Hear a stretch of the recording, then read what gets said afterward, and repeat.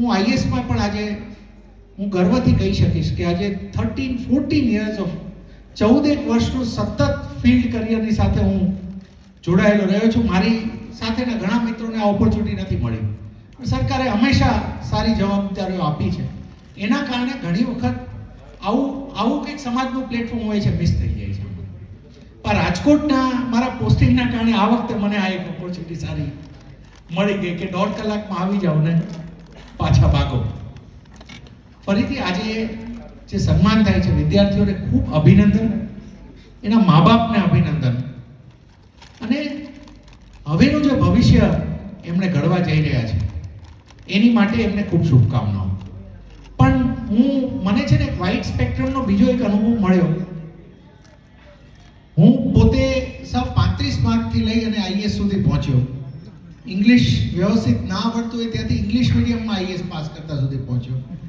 એની બાદ મને આઈએસમાં લોકો જોવા મળ્યા બધા, અને મેં બહુ જ સ્ટડી કર્યું. હું આઈએસની જ્યારે ટ્રેનિંગમાં જોઈન કરવા ગયો એટલે મેં ખૂબ ઓબ્ઝર્વ કર્યું કે કેવા કેવા લોકો આવે છે આઈએસમાં. આપણે અંગ્રેજીમાં 35 માર્ક ને ગણિતમાં 35 માર્ક ને આપણે તો આવી ગયા, હોડી ચોટ ચડી ગયા. બીજા કેવા ચડ્યા છે એ તો જોઈએ. આખા ભારતથી બધાને ચડેલા જોયા.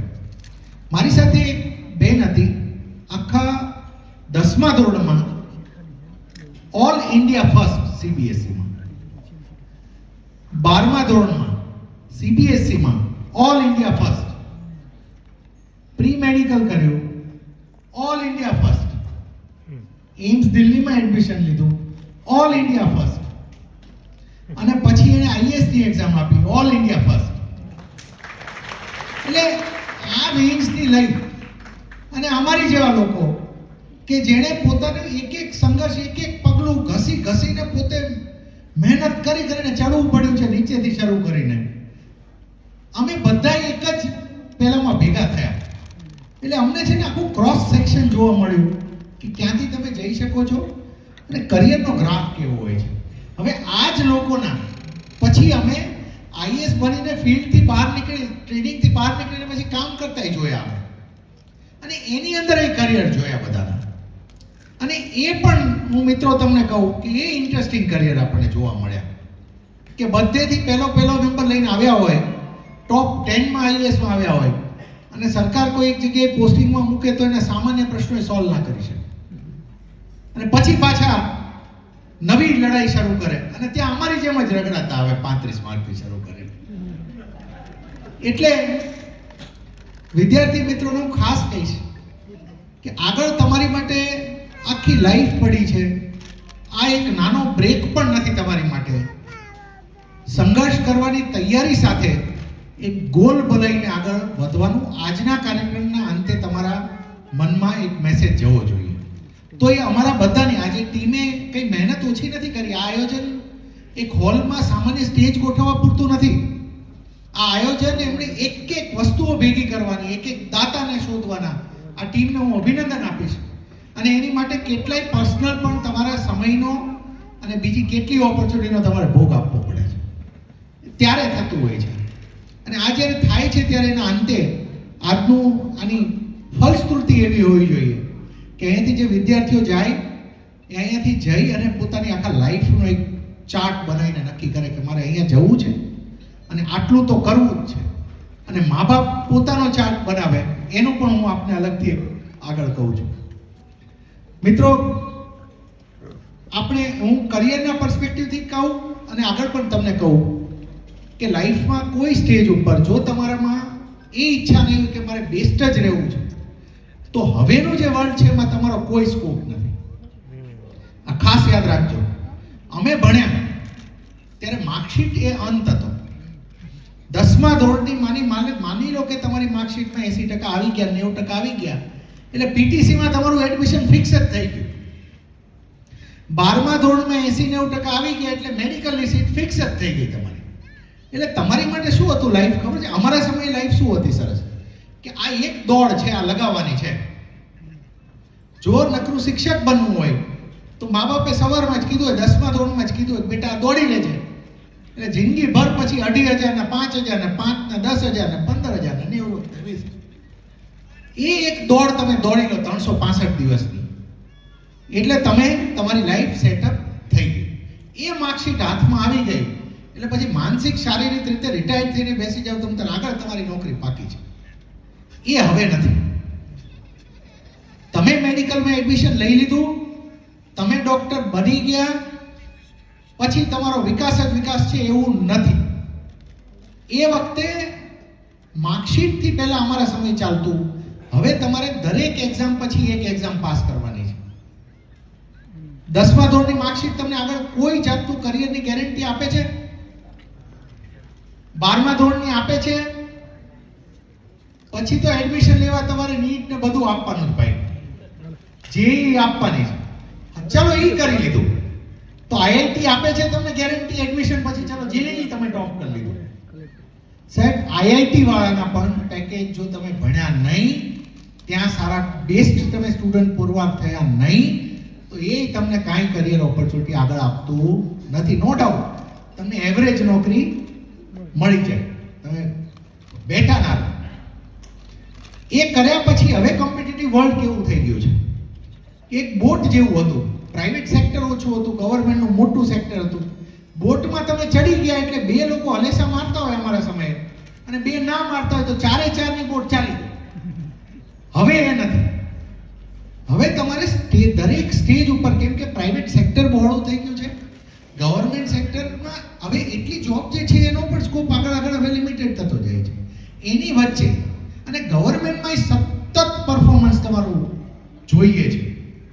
આ હું તમને કહું, પહેલા એવું હતું કે એક લેવલ ઉપર તમને વધારે કંઈ કહેવાનું પણ નથી હોતું, પણ હવે તો અમારે આઈએએસ લેવલે પણ આ કમિશનર સાહેબ બેઠા છે સુરેન્દ્રનગરના, અમારી દર અઠવાડિયે એક પરીક્ષા થાય છે ને સાહેબ. કમિશનર બનીને અમારે દર અઠવાડિયે એક પરીક્ષા આપવાની થાય છે. હમણાં સરકારે બધી કોર્પોરેશનમાં 1000 લોકોને ફોન કર્યા અને પૂછ્યું તમે કેટલા સંતોષ છો, પછી એનો સ્કોર જાહેર કર્યો, એટલે એ અમારી પરીક્ષાનું રિઝલ્ટ. એનો અંત જ નથી થતો. એટલે તમારા બધા માટે, આજના આ વિદ્યાર્થી મિત્રો માટે મારી એક વિનંતી છે કે ગુજરાતીમાં અને કાઠિયાવાડમાં છે ને, આપણે ત્યાં એક જ અંગ્રેજી શબ્દના 2 પ્રોનાઉન્સિએશન અલગ થાય છે. આપણે ત્યાં કોણ દીકરાનું શું કે એનું કેરિયર સારું બનાવવું છે. અંગ્રેજીમાં 2 શબ્દ છે, કરિયર અને કેરિયર. કરિયર CAREER, કરિયર એટલે કે તમે કંઈક બનો. આજે આ સ્ટેજ ઉપર તમામ લોકો બેઠા છે, તમે કંઈક બનો અને તમારું લાઈફ જે રીતે લીડ કરો એ કરિયર છે. બનાવવાનું હોય કરિયર. કેરિયર એટલે શું એ કહું તમને, ઘણા લોકોને ખબર હશે કે સાયકલમાં જે પાછળ લગાવે ને એને કેરિયર કહેવાય. તમે ટ્રેક્ટરની પાછળ જે લાગે ને ટ્રોલી, એને કેરિયર કહેવાય. એનો મતલબ શું ખબર છે? કે કોઈક એન્જિન તમને ઢસડશે એમ તમારે ઢસડાવવાનું છે, કોઈ એન્જિન તમને વાળશે એમ તમારે વળવાનું છે, અને કોઈ એન્જિન બ્રેક મારશે એમ તમારે ઊભું રહેવાનું છે. જો આ સ્ટેજ ઉપર તમે કોઈ નિર્ણય સારા લેશો તો તમારું કરિયર બનશે, અને નહીં લો તો પછી તમે કેરિયર બનશો. બહુ જ ક્લેરિટી છે. એટલે કંઈ પણ નક્કી કરો. હવે પાછું બહુ વિસ્તૃત થઈ ગયું છે. પહેલા કેરિયર પણ લિમિટેડ હતા. બધા કોઈક ડોક્ટર બનવું હોય, CA બનવું, બહુ લિમિટેડ ને ટ્રેડિશનલ કરિયર હતા. હવે આર્કિટેક્ટ બનવાનું, એની અંદર ઓર કંઈક સ્પેશિયાલિટી, ઇન્ટિરિયરને અલગ બનવાનું, આ બધું. એની કરતાં હું તમને મોટી વાત કહું કે જે કામ પહેલા કરિયર તરીકે તો ગણાતા જ નહીં, એ આજે પૈસો કમાવાનું માધ્યમ છે. અમે સિટીમાંથી આ છીએ, તમને કહું કે સફાઈ કામ પહેલા કરતા ને એ બહુ પહેલું લાગતું કે સફાઈ કામ કરે છે, બિચારો ગંદુ માથે ઉપાડવો પડે છે ને, એની પર દયા કરતા આપણે કે બિચારો સફાઈ કરવી પડે છે, તકલીફ છે ને. આજે સફાઈમાંથી લોકો કરોડો રૂપિયા કમાય છે સાહેબ. એ એક પ્રોફિટેબલ બિઝનેસ છે. તો વિચારો, કરોડો રૂપિયાનું એનું પોતાનું ટર્નઓવર વાળી કંપનીઝ છે જે સફાઈ કરે છે. એટલે દરેક ફિલ્ડ હવે એવું થઈ ગયું છે કે જે હવે ઓપન અપ થઈ ગયું છે, અને એ તમને બધામાં કરિયર ઓપ્શન્સ આપે. આજે સ્ટાર્ટઅપ આપણે કોઈ સાંભળ્યું નહોતું. સ્ટાર્ટઅપ શું? આજે સ્ટાર્ટઅપ થી બધા યુનિકોર્ન સુધી પહોંચવાની જર્ની કરવા જાય છે બધા, અને સરકાર એને પૈસા આપે છે, એને ઊભા કરે છે. પોતાના વિદ્યાર્થીઓ પોતાના વિચાર ઉપર આજથી વર્ષો પહેલા તમારે ધંધો કરવો હોય તો તમારી દુકાન જોઈએ, તમારી ઓળખાણ જોઈએ, તમારા કેટલાય 25 પ્રકારના લાયસન્સ જોઈએ.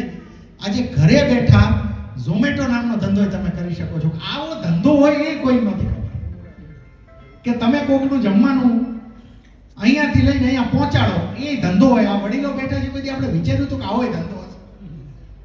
બ્લિંકિટ હવે એની ક્યાંય દુકાન કે ઓફિસે નહીં ખોલી અને એપ બનાવી હોશિયારીથી અને થઈ ગયું. આજે એઆઈ તમને આપે એટલે વિદ્યાર્થી મિત્રો બધા ઓપ્શન છે. કોઈને આઈએસ જોઈને આઈએસ બનવા ના જશો. જો તમને ઈચ્છા છે તો બનજો. તમને એવું લાગે કે આ કામ મારે કર્યા જેવું છે તો બનજો. કોઈને પોલીસ ઓફિસરને જોઈને ઈચ્છા થાય તો પોતાની ઈચ્છા થાય છે, પોતાને ગમે છે તો બનજો, એમ નામ ના બનજો. અને એની માટે છે ને, જો તમે બનવા ઈચ્છશો તો બધું તમને સામે રસ્તાઓ મળશે. આ વિદ્યાર્થીઓ માટે, આ જ સામે વડીલો માટે. વડીલોના પણ બે અનુભવ. હવે હું પણ 43, 44 પહોંચવા આવ્યો એટલે હવે હું પેલી મિડલમાં આવી ગયો. એટલે મા બાપ તરીકેના બે અનુભવ છે. એક મા બાપ તરીકે આપણા સ્વપ્નાઓ જે આપણે બાળકોને આપીએ છીએ, સ્વપ્ન આપવામાં કંઈ ખોટું નથી. સ્વપ્ન આપવામાં કંઈ જ ખોટું નથી. એને સફળ થવાનું સ્વપ્ન આપીએ, પણ પોતાના અધૂરા સપનાઓ મા બાપ બાળકોમાં ના નાખશો. તમારા સપના એના સપના ના પણ હોય શકે. આપણે સ્વપ્ન જેને આપી શકીએ આપણે, એ પણ વડીલો લેવલે રહે. અને બીજી વસ્તુ કે બાળકો તમને ગોળ ફેરવીને ના જતા રહે એ પણ જોજો. અમે તો આઈએસ ની જર્નીમાં બહુ જોયું.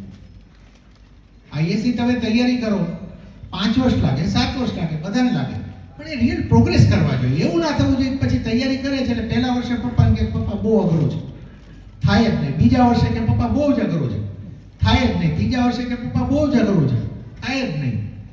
પછી ચોથા વર્ષે કે હવે મારે તૈયારી કરવી નથી પપ્પા, હવે હું ક્લાસ 3 જોઈન કરી લઉં છું. પછી ખબર પડે 3 વર્ષ શું કર્યું, તો 3 વર્ષ મોજ મજા અને જલસા જ કર્યા છે. એટલે પપ્પાનો મા બાપનો સંપૂર્ણ ત્યાં વિશ્વાસ હતો. એટલે નેવર બી ચીટેડ ઓલ્સો. તમને બાળક ચીટ કરી જાય એટલા પણ આંખ બંધ કરીને બેસશો નહીં મા બાપ તરીકે. હિસાબ માંગજો. જેનો તમે હિસાબ નહીં આ માંગો ને એને સ્વચ્છંદતા થઈ જશે. સ્વતંત્રતા અને સ્વચ્છંદતા આ બેમાં તમારા બાળકને સ્વતંત્ર રાખજો. તમારા અધૂરા સપના એની ઉપર ફેંકશો નહીં. તમારા ઈચ્છાઓ વ્યક્ત કરો ને તમારા સપનાઓને વ્યક્ત કરો. એને સ્વતંત્રતા આપજો, પણ એને કાંઈ ના પૂછીને એને પીળો પરવાનો આપી અને એને તમે સ્વચ્છંદ ના બનાવી દેશો. નહીં તો આ બાળકોને આ એવોર્ડ ઉપર તમે જોઈ રહ્યા છો, એવોર્ડ ઉપર નહીં જુઓ. એટલે આ બંને તરફીના છે. હું એટલું એક વિદ્યાર્થીઓને એક ઉદાહરણ આપવા માંગીશ, અને જ્યારે આપણે સમાજ તરીકે બેઠા છે ત્યારે ઉદાહરણ આપવા માંગીશ કે સમાજની કેટલી મર્યાદાઓ હોય, સામાજિક વ્યવસ્થાઓ. સામાજિક આપણે એ કહેવા નથી, તમામ જગ્યાએ આવી વ્યવસ્થાઓ છે. અને માણસ છે ને, માણસ પોતે જ એક એવી જેને કહેવાય કે સમાજ એ પ્રકારનો છે માણસ કે એને એકબીજાના ભેદભાવ, એકબીજાથી ઊંચ નીચ બતાવી એનો આનંદ લે છે. માણસ એકમાત્ર એવું પ્રાણી છે. એટલે એક ઉદાહરણ હું છે ને સાઉથ આફ્રિકાનું તમને આપવા માંગીશ, અને આ વિદ્યાર્થીઓ માટે પૂરતું છે કે શું કરવા માટેનો મેસેજ છે. આપણે કોઈ મેડિકલનું ભણતા હશે તો પહેલું હાર્ટ ટ્રાન્સપ્લાન્ટ કોણે કર્યું હતું ખબર છે? કોણે કર્યું હતું કોઈ કહી શકશે? સાઉથ આફ્રિકામાં ક્રિશ્ચિયન બર્નાર્ડે કર્યું પહેલું વિશ્વનું હૃદયનું ટ્રાન્સપ્લાન્ટ. વર્ષો પછી આખી એક સ્ટોરી બહાર આવી, જો કે એ વિવાદાસ્પદ છે હજી, પણ એ સ્ટોરી બહાર આવી કે એણે નહોતું કર્યું. એક હેમિલ્ટન નેગી કરીને હતો, એણે કર્યું હતું. તો કેમ ના આવ્યું ભાઈ એનું નામ અત્યાર સુધી? તો જેમ આપણે ત્યાં એક જ્ઞાતિની પ્રથા છે એ પ્રમાણે સાઉથ આફ્રિકામાં રેશિયલ ડિસ્ક્રિમિનેશન હતું. કાળાઓને એ લોકો માણસ જ ના ગણે, ગોરાઓ, અને એને કોઈ પણ જાતની આગળ એને કોઈ વ્યવસ્થાઓ નહીં, એની માટે કંઈ જ નહીં. આ નેગી એક સામાન્ય ગરીબ કાળા ઘરમાં જન્મેલો માણસ, એને એક ડોક્ટરને ત્યાં લેબોરેટરીમાં એને જે પશુઓનું એની બધી ડોક્ટર છે ને પશુઓના અંગોનું બધું ચેક કરતા હોય તો એના પિંજરા સાફ કરવા રાખ્યો હેમિલ્ટન નેગીને. ધીમે ધીમે પિંજરા સાફ કરતા કરતા એ રહો ને, તમે ચીરા મારો છો, લાવો હું તમને મદદ કરું. એણે થોડી એની મદદ કરી. પછી ખબર પડી કે આ તો ચીર કાપમાં તો બહુ હોશિયાર માણસ છે. અભણ, ગરીબ અને કાળા ફેમિલીમાંથી જન્મેલો માણસ. ગ્રેજ્યુઅલી ખબર પડી કે આને તો અંગોનું બદલતા બહુ જબરજસ્ત આવડે છે પશુઓમાં. લીવર આમથી આમ કરતા તો આપણી આની જેવું ફિટિંગ કોઈ ભણેલો ડોક્ટર નથી કરી શકતો. અને એ જતા એને વિશ્વના હજારો ડોક્ટરોને એ વ્યક્તિએ તૈયાર કર્યા. અને જ્યારે ઓર્ગન ટ્રાન્સપ્લાન્ટનું શરૂ થયું હતું ત્યારે શરૂનો સૌથી મોટો કોન્ટ્રીબ્યુટર આ હેમિલ્ટન નેગી. અને આજે પણ એવું ગણાય છે અને પેરેલલ થિયરી ચાલે છે કે ક્રિશ્ચિયન બર્નાર્ડે હાર્ટ નહોતું ટ્રાન્સપ્લાન્ટ કર્યું તો નેગીએ, પણ કાળો માણસ કરી બહાર ના જાહેરાત કરવી પડે એટલે ક્રિશ્ચિયન બર્નાર્ડનું નામ આવ્યું પાછું. આ એક આખી થિયરી છે. હવે આના પ્રૂફ અને સામે બંને સાઈડમાં ઘણા સાહિત્ય લખાણા હશે, પણ સત્ય એ છે કે હેમિલ્ટન નેગીએ કેટલાય લોકોને ઓર્ગન ટ્રાન્સપ્લાન્ટમાં તૈયાર કર્યા.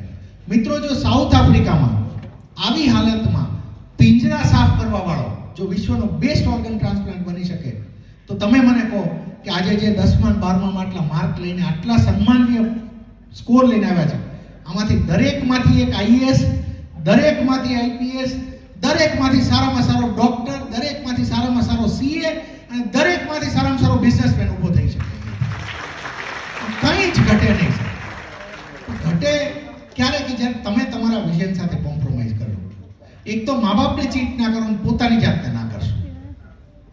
મારા એક મિત્ર દિલ્હીમાં તૈયારી કરતા આઈએએસની, એ દર વર્ષે નવું કોચિંગ ઇન્સ્ટિટ્યૂટ જોઈન કરે. દર વખતે નવું જોઈન કરે. બસ હું અહીંયા ભણું એટલે પાસ થઈ જઈશ, અહીંયા ભણું. આવી અને પછી ફૂટબોલ રમતા હોય અને મોજ કરતા હોય. ત્યારે મેં એને કીધું કે મિત્ર, તું તારી જાતને તો ચીટ ના કર, ચાલ તું મા બાપને ચીટ કરે છે, તારા પરિવારને કરે છે. ભાઈ આ નથી, આ અમે અહીંયા બાંધીને બેઠા ભાઈ, અને આ થયા પાસ. એટલે એ પણ છે મિત્રો. પોતાની એક બીજું હું લાસ્ટ એક એક્ઝામ્પલ આપીને હું પૂર્ણ કરીશ કે અમારા સમયે જે બેન પહેલા નંબરે આવી, એને મેં બહુ ઓબ્ઝર્વ કરી કે આ બેનમાં એવું શું છે સારું, બધામાં પહેલું એને જિંદગીમાં બીજો નંબર જ નથી જોયો, અને ભારત આખામાં. એટલે મેં પહેલું છે ને એનું નામ શેના અગ્રવાલ, એટલે મારો પહેલો મગજમાં એવો વિચાર હતો કે આ બેન છે ને એક તો જાડા બિલોરી કાચ જેવા ચશ્મા હશે, આમ વાંચ જ કરતી હશે આખી જિંદગી, પોતે વાંચીને બેઠી આવી જાડી એવી કોઈ છોકરી હશે, ટેકો દઈને એને ફરતા હશે. હવે આખો દી વાંચ કરતા તો પહેલો નંબર આવે ને. અને બીજું એને કંઈ આવડતું હોય ને, આમ અબકડ જ કરતી હશે, ભણ કરતી હશે. મિત્રો, મને આશ્ચર્ય સાથે એ છોકરી પોતે ફિટ, બીજું ક્લાસમાં બંક મારવાના થાય તોય ટેલી હોય, ડાન્સના ક્લાસ થાય તોય ટેલી હોય, કંઈક મજા કરવાની હોય તોય ટેલી હોય, અને ભણવામાં ટેલી હોય. એટલે એ કેરેક્ટરથી મને એક વસ્તુ સમજાણી કે એકલા ચોટી મારીને બેસી જવા વાળા એ માર્કશીટ બનાવી શકે, સફળ નથી બની શકતા. સફળ બનવા માટે તમારી પાસે અપેક્ષા છે, ઓલરાઉન્ડ ડેવલપમેન્ટ કરજો. મારી પાસે એવા હું કેટલા હજી કલાક બોલી શકે ને એવા મારા અંગત મિત્રોના ઉદાહરણો છે. આજની તારીખે મારા અમુક મિત્રો છે જે ભારતની ટોપ પોઝિશનમાં બેઠા છે, ભારતની ટોપ લેવલમાં છે ને અમે સાથે તૈયારી કરી હોય મારી સાથે એવી જવાબદારીઓ સંભાળી રહ્યા છે કે એને આપણે જાહેરમાં બોલી ના શકીએ, પણ એટલું કહી શકું કે આખા દેશને લગતી નિર્ણયો એની પાસેથી થાય છે. એને મેં યુપીએસસીની તૈયારી કરતા જોયા. સારું, એને આપણે પેલી ચોપડીઓ અમારી ખોલીને તો અડધો સમય જોયો, અડધો સમય તો બેઠો ભારતની કોઈ પેલી શું કહેવાય નોન ફિક્શન કંઈક બીજું આવ્યું એ વાંચતો હોય ને, થોડુંક કોઈ કે સાયન્સ ઉપર કંઈક લખ્યું એ બુક વાંચતો હોય. ભાઈ આપણને થાય આ શું વાંચ કરે છે, આપણે હિસ્ટ્રી વાંચ ભાઈ, હિસ્ટ્રીના 5 માર્ક છે, પોલિટી વાંચ એના માર્ક છે, કંઈ ના વાંચે, આ વાંચતા હોય. સાહેબ એ આઈએએસ બન્યા, આઈએફએસમાં એમનો નંબર આવ્યો. મને સદભાગ્ય છે મારા કે એને તો મને હાથ પકડીને મને આઈએએસ સુધી ખેંચ્યો. એને એ માણસ આજની તારીખે સાહેબ કોઈ ભારતના જે સૌથી સારું આઈએફએસમાં આજ સુધી બેસ્ટ પોસ્ટેડ હોય અને એનું આજ સુધી જો આ જુનિયર પોઝિશને ચાલતું હોય એ માણસનું ચાલે છે. શું કામ ખબર છે? કેમ કે આઈએએસ તો એ બન્યા ભાઈ, બનતા સમયમાં એને પોતાની જાતને એટલી તૈયાર કરી હતી કે આઈએએસ તરીકે પણ એ સારામાં સારું કામ કરી શકે. નહીં તો મેં તમને કીધું એમ કે પછીની જર્નીમાં આમાં છે. એટલે તમે છે ને ઓલરાઉન્ડ ડેવલપમેન્ટમાં વિદ્યાર્થીઓ ખાસ લાગજો, અને મા બાપ પણ તમારું છોકરું 24 કલાક ચોપડા લઈને બેઠા રહે એવા બાળકો તૈયાર ના કરશો જેની પાસે સારી માર્કશીટ હોય પણ સારો ચેન્જ કરવા સમકક્ષ ના હોય. એવા બાળકો તૈયાર કરજો કે જે સારી માર્કશીટ પણ લાવી શકે, જે વસ્તુઓને ચલાવી પણ શકે અને ખૂબ પ્રેક્ટિકલી તૈયાર થઈને ફિલ્ડમાં આગળ ગયા હોય. આ બાળક જો કોઈક દિવસ આઈએએસ ની પરીક્ષા આપશે, ફેલ થશે, તો આ બાળક આવા 10 આઈએએસ ને ગાઈડ કરી શકે ને એવી પોઝિશન ઉપર પોતે બેસશે. જો એનામાં આ તૈયારીઓ હશે તો, અને અમે આવા જોયા છે ગમે તે જગ્યાએ તમે. એટલે બાળકોનું ઓલરાઉન્ડર ડેવલપમેન્ટ થાય. અને એક લાસ્ટ સજેશન કે આપણી માટે એક સદભાગ્ય એવા છે કે ડૉક્ટર આંબેડકર જેવી એક મહાવિભૂતિએ એકલા જીવનને જીવ્યું નથી, એણે એને ડોક્યુમેન્ટ કર્યું છે. આ આપણી માટે એક નસીબ છે. આપણી માટે એને ડોક્યુમેન્ટ એમણે કર્યું છે બધી વસ્તુઓ. તો આ વિદ્યાર્થીઓમાં એવી એક આદત આવે કે અઠવાડિયામાં એક દિવસ કે ક્યારેક રજાઓના દિવસોમાં કેવા ડૉક્ટર આંબેડકરના કોઈક ને કોઈક વસ્તુઓને એમને વાંચે, એમના લખાણ. આ આદત પણ પાડવી. ત્યારે તમે એઝ એ સમાજ we will be able to grow. અને એક ઉદાહરણ છે સાહેબ, એમની દરેક વસ્તુઓને તમે ઉદાહરણ તરીકે જુઓ. એકલા એક બુકથી નહીં, મેં એમને તમે એક ફોટો ડૉક્ટર આંબેડકરનો બતાવો કે એમને લૂઝ ક્લોથમાં બેઠા હોય, તમને ક્યાંય નહીં મળે. સૂટમાં અને ફૂલ્લી પોલિશ વ્યક્તિ તરીકે જો તમે રિસ્પેક્ટેબલ દેખાતા નહીં હો તો તમને રિસ્પેક્ટ મળશે ક્યાંથી છે? તો આપણા બાળકોમાં હું એ જોવા માંગુ છું કે આપણું બાળક ઊભું રહે તો કનૈયા જેમ એક પગ આમ નહીં સાહેબ, ડબલ પગે એક સાથે સાવધાન જેમ ઊભું રહેવું જોઈએ, તો કોઈ એના ઉપર વિશ્વાસ કરશે. ડોક્ટરે આમ લાડિયાવાડી કરતો આમ ઊભો હોય તો આપણે ઓપરેશનમાં ચિંતા થાય કે આ કાકો બીજી કિડની નહીં કાઢ નાખે. પણ ડોક્ટરે જો આમ આપણું બાળક સાહેબ રિસ્પેક્ટેબલ દેખાવું જોઈએ, એનામાં આદત એ પડવી જોઈએ. ડોક્ટર આંબેડકર પાસેનું એમના ડેથ પછી જ્યારે પેનનું કલેક્શન કાઢ્યું તો world's best fountain pens he use to have. એ જેવી તેવી પેન એ વ્યક્તિ વાપરી. આ આપણા સદભાગ્ય છે કે એક મહામાનવે પોતાની જાતને ડોક્યુમેન્ટ કરી છે આપણી માટે. નહીં તો આપણી પાસે વાર્તા જ રહે, એક હતા ડોક્ટર આંબેડકર. એ વાર્તા નથી આપણી પાસે, રિયલ એ વ્યક્તિનું તમામ વસ્તુઓ છે. એ આપણી જનરેશનમાં આવવી જોઈએ. ફરીથી મેં બહુ સમય લીધો છે, ખૂબ આભાર તમામનો. મને ફરીથી મારી પોતાની ફિલ્ડ જોબના કારણે મને ખરેખર ખૂબ દુઃખ પણ છે કે જ્યારે મને આમંત્રણ આપવા આવ્યા ને, મેં એમને સમય આપ્યો તો એમને 2 કલાક બેસવું પડ્યું. આઈ એમ એક્સ્ટ્રીમલી સોરી. હું આ સ્ટેજ ઉપરથી માફી માંગુ છું. કેમ ક્યાંથી ક્યાં આવી જાય છે આ ફિલ્ડ જોબ એ સચ કે જે તમને કંઈ ખબર, ઊંધા કાન પડ્યા કામ કરતા હોઈએ છે. એટલે ઘણી વખત આવી શકાતું નથી, પણ જ્યાં મને સમય મળશે ત્યાં પણ હું આવતો રહીશ. અને આ બાળકો માટે કોઈ પણ આપણે મારી પાસેથી માર્ગદર્શન પણ જોઈએ, ક્યાંય પણ એમને એવું લાગે કે કોઈ હું એમને ગાઈડ કરી શકું એમ છું, તો તમામનું સ્વાગત છે. Thank you.